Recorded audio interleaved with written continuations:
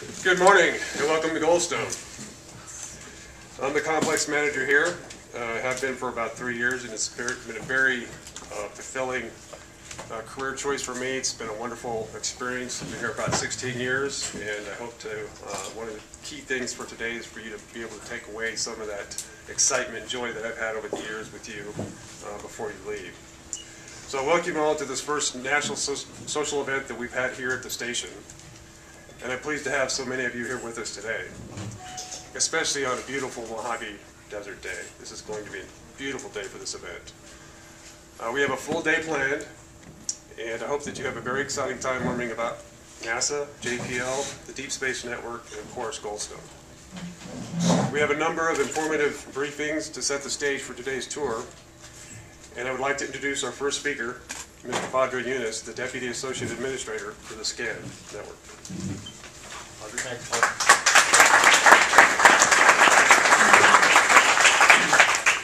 Well, good morning to all of you.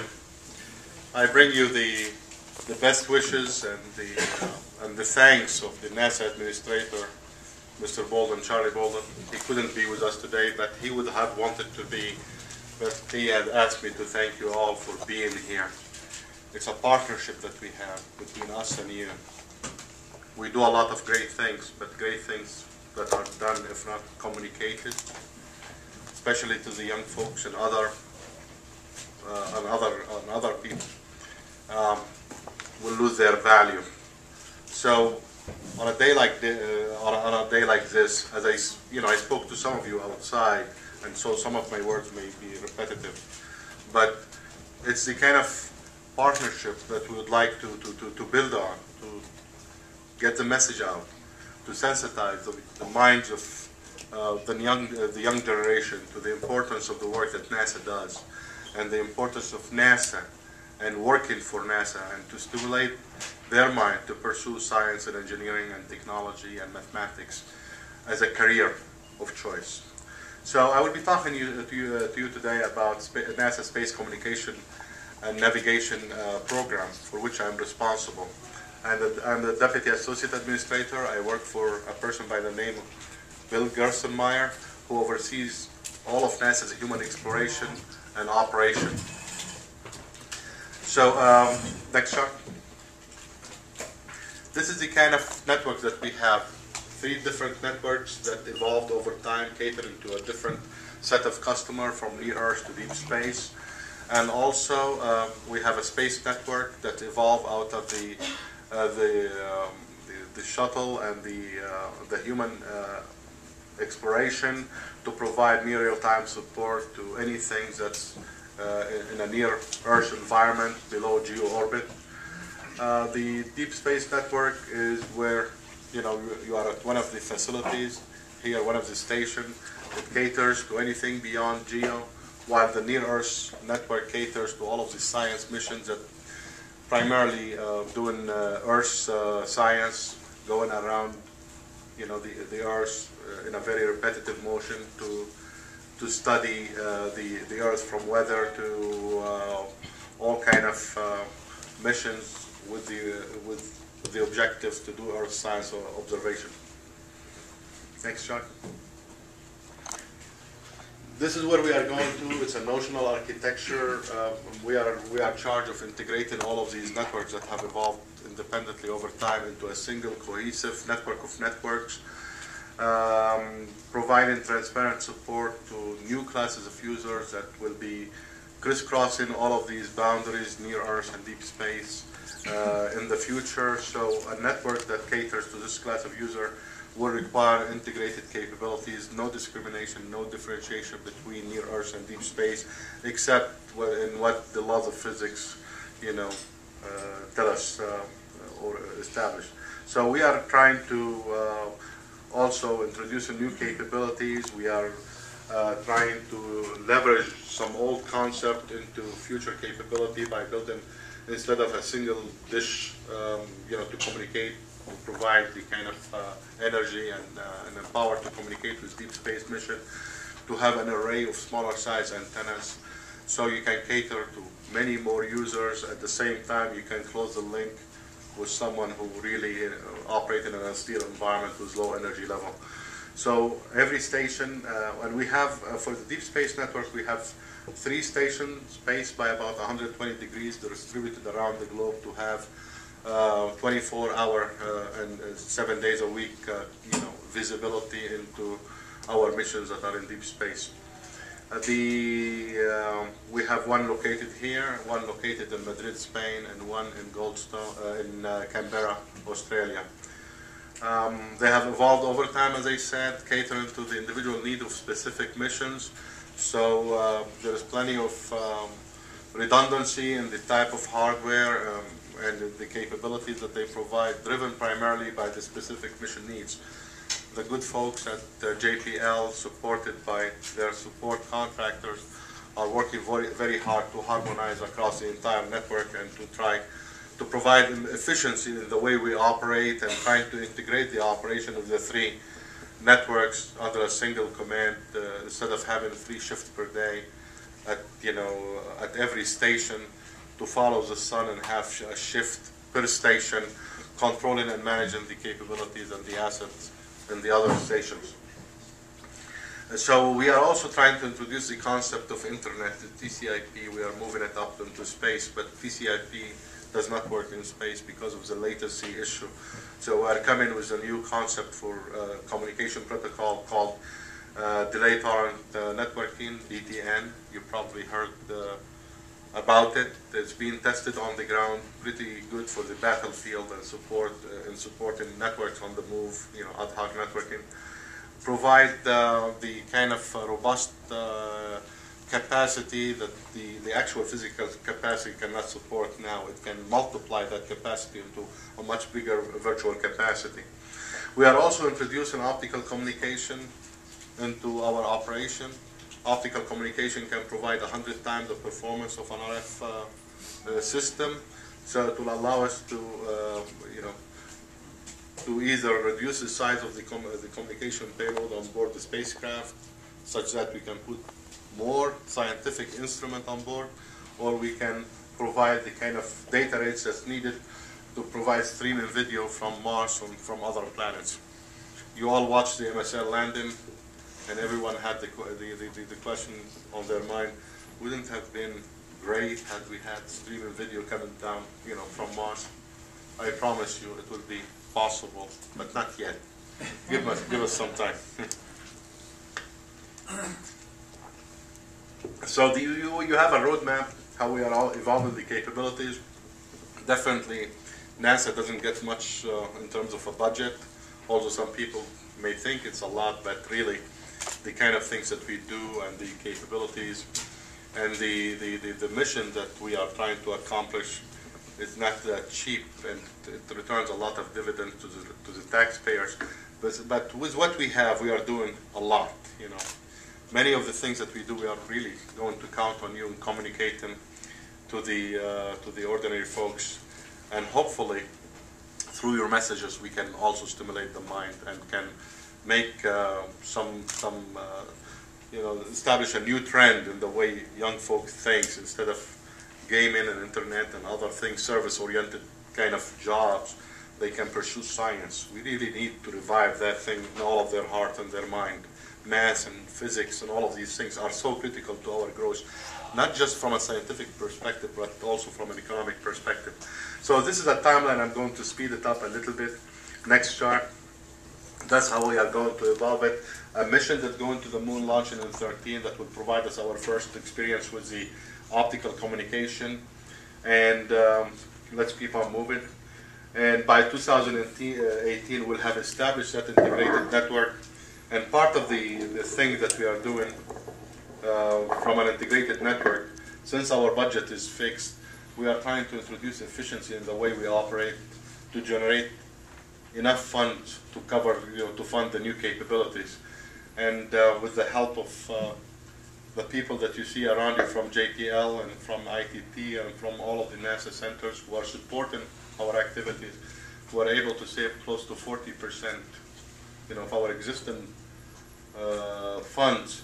And with that 40%, we are building new, better antennas for the deep space network. We are working on the space network infrastructure on the ground to introduce state-of-the-art so we can get better return for our investment, and we can reduce the size, the cost of the transmission of a bit of information. And our target is to reduce that cost by a factor of 100 still. And by 2025, the next chart will have evolved, and 23, next one, will have evolved, the deep space capability by building dedicated data relay network from around Mars, and that's when I promise you will get the streaming video. Before that, I will pursue targets of opportunity, because in order to house, first I need to produce the technology, and I have JPL working it now, and we may have something by 2017, something that will allow us to get data rate on the order of 70 to 100 some megabit per second from Mars, which is great compared to what we are getting today, and compared to what we are getting now from Voyager that has crisscrossed the solar boundaries and provided us 70 bits per second. Remember the old days with the modem, the 4800 baud or whatever? No, now we are talking about gigabits. We are talking about trying to reduce the cost of communication by really packing more. And actually our requirements are also growing. In the past we used to be satisfied with very little, fewer bits of data, but now every file in the megabit, the megabytes actually. So as our application and our requirement keep on increasing, we are trying to keep pace with that. In addition to that, our push toward optical will, is driven by the congestion that we are experiencing in the spectrum, the frequency spectrum, where we have so much contention from the commercial sector competing for frequencies that we are using now to support our operation. So by finding other means, we'll depend less and less on the lower frequency bands, and we'll make it possibly in the far future to commercial application. But we are working that with the regulation on how soon we introduce them in. Next chart. Again, this is a summary, what kind of capabilities we are expected. A very integrated architecture with DTN as the basis for providing network-based services. And one of the requirements to have it to be internationally interoperable. So imagine yourself going on so many different trains, everyone is going at different speed. It's going to be a challenge to get the international community to follow at the same speed as we are, because we have the intent, we have the people, we have the money, and we are proceeding. No guarantees with the others. So, but we are working very closely with them. And the future is going to involve more collaborative relationship among all space agencies to achieve more things in space. We can say that although NASA and other agencies may be able to accomplish this much out of their space program, but when we collaborate and we come together as a community of interest, we can achieve a lot more. And we are working on that. This is a planar view of our location around the globe. Again, these are color-coded. The red is to identify the deep space network. The green, the green color, they identify the near-Earth network that caters to polar orbit and satellite primarily. And we have stationed up at the North Pole as well as stationed at the South Pole. And they are wonderful places to visit. One of the challenges of my job is to visit every single site that we have. Boy, it's tough, But I got to see polar bears, and pretty soon I will get to see some penguins. More, hopefully. It's going to depend on the weather over there. In addition to that, I talked about the data relay network. We have satellites up in geostationary orbit, providing coverage to everything that's below that requires near real-time support. The color are coded in blue because all we need are, essentially you need one single station to have a view of the entire sky. But there is a small sliver of, an area at the other side of this station, completely at the other side, where you cannot see below a certain altitude. So we had to put another ground terminal up there. We put it in Guam. It's remotely operated out of the white sand and provided full coverage of the area underneath. And we supported the shuttle, we support the station, we support almost every single mission that NASA has, because even though we may not support data transmission, but we do the housekeeping, the command and control through these through this data relay system.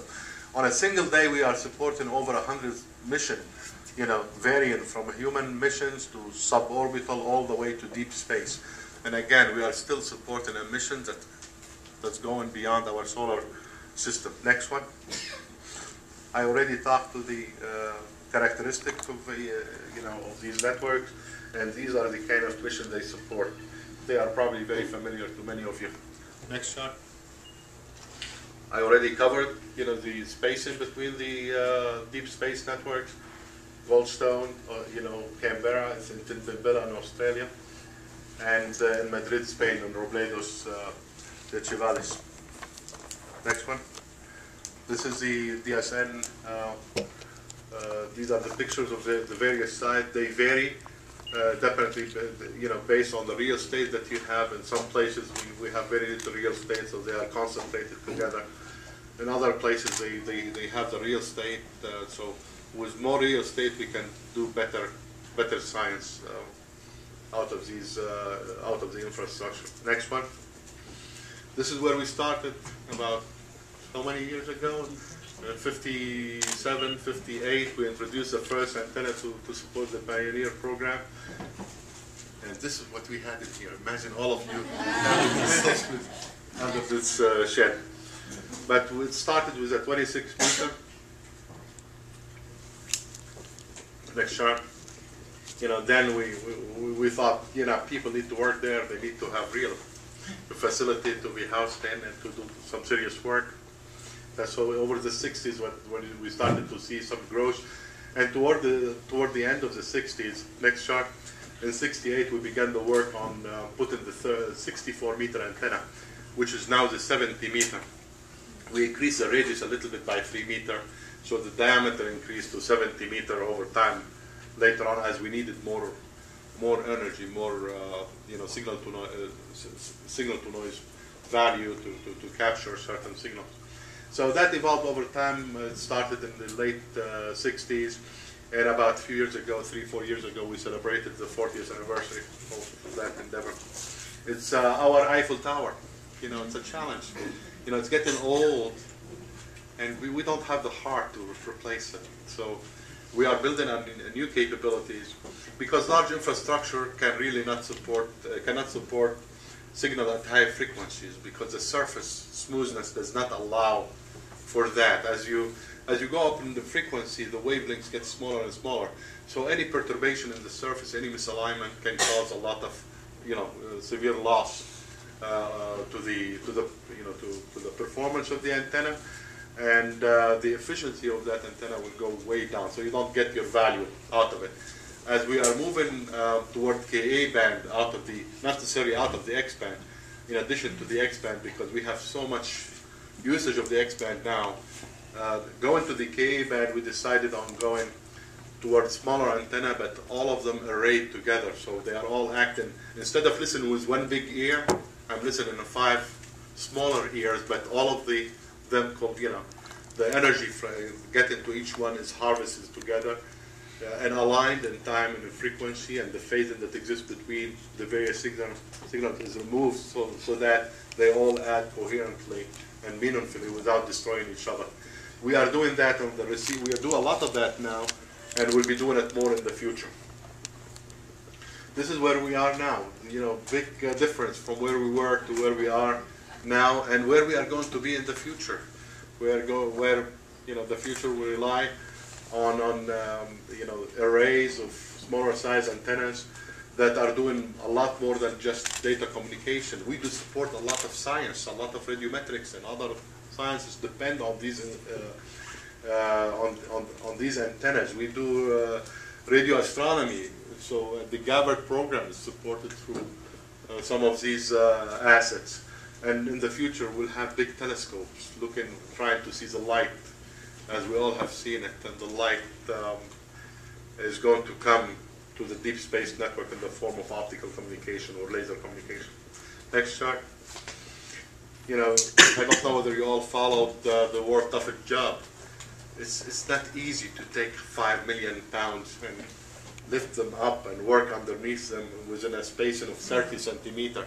That's so narrow. Even a cat cannot get there. But the people in here who did the job were able to perform a magnificent job, changing the track to an accuracy. Even if you have a grain of sand over there, that's how much you have so much disturbance in the surface. It can change the performance of the antenna. It can cause misalignment. So when you are looking with a big antenna, your footprint gets smaller and smaller and smaller. That's what gets you all of this gain with the big antenna, because you are focusing, on a smaller, pinpointing that source and putting all of that energy in that direction. Next chart. These are not the only mission, but these are among some of the missions. They vary from old to new. The newest is Curiosity, the MSL landing, the Mars laboratory that landed recently. Voyager. And Voyager is missing in here, but Voyager has a story that I need to tell. A few years ago we were told, okay, this mission was old, and the science people probably did not need it, and we were trying to reconcile the comm needs and the cost of comm versus what the mission and the science need, and they came to us and put this issue before us. For us to shut down Voyager, to terminate support to that mission. And we said it was very unethical on our part to do so. A mission that has taken 30-some years to get to where it is now, and it's still in great shape, sending data, although, a letter at a time. It's not our right to put it to bed, to terminate it. We'll only terminate it when it gives up itself, and we don't see that happening for many years to come. And luckily we did not do that. As it's crossing the solar the solar system boundary, it's discovering magnificent things. Magnetic bubbles providing protection to our solar system from cosmic effects. The scientists are trying to understand that, and hopefully we can communicate that to you so we can get the message out. Someone is watching over our solar system. This is a great thing to know. Anyway, next slide. This is some of the pictures. You all seen that and probably seen more. Again, Scout's honor. I promise you will have streaming video in the future. Next one. You all followed the event. I'm not going to dwell on it, but it's a magnificent accomplishment.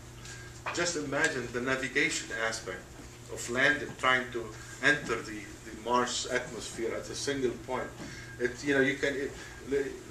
me put it this way: if you play golf and you are in Manhattan and you shoot that ball and trying to make birdie where in Canberra, Australia, this is how difficult it is. And so the science and the mathematician that we have here at JPL have done a magnificent job, and they built the capability within the spacecraft for all of these things that have been orchestrated, well studied, to happen at the right time for everything to work as better than a Swiss clock. Actually, the Swiss may want to come to us to learn from us how we do things accurately now. Next chart. Again, I touch about the Near Earth Network, and these are some of our facilities. I cannot say that NASA and JPL are doing everything. We are supported by great people.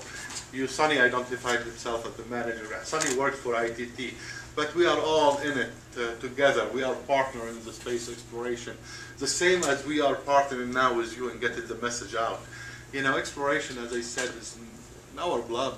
And we all come together as a community of interest, not to celebrate accomplishment, but to plan for future accomplishment, future discoveries, and hopefully we'll do a better job than we are doing today, and we keep on evolving to the point that everyone is sensitized to the value that we get out of space exploration.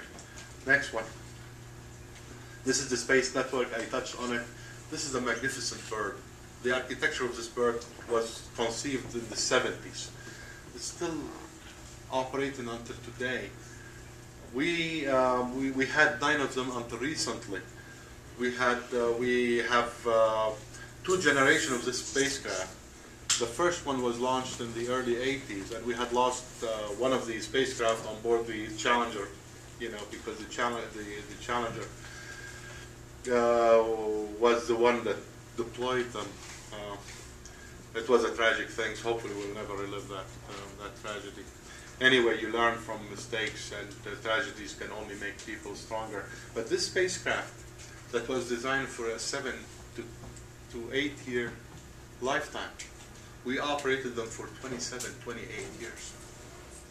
Just to tell you what NASA does, we really milk anything down to the last cent, We operate them and we try to compensate with capabilities on the ground, with people, with know-how, to keep on pushing the usage of any investment that we make in our capabilities. Again, we retired 2 of them. We sent them, the way we retired them, we sent them to a higher orbit. It's a retirement house. Some people, they call it cemetery, but I call it a retirement house. They sit up there watching over their little brother and sister still operating. Every now and then they send an advice or two. Hey, don't do this. We did it before. It did not work. Anyway, we have 3 of these spacecraft on order now. In general, we cater to the entire U.S. government needs, and we support other space agencies. Such an awesome capability that NASA has, and has demonstrated its effectiveness in providing near real-time support to all of our critical needs happening below GEA. The same way the Deep Space Network came to the rescue of so many spacecraft because of the high power we get out of these big antennas. We saved so many of these spacecraft. You talk about when you save a spacecraft in trouble that has cost the taxpayer $1 billion. Oof. That's a virtual value added to the Deep Space Network.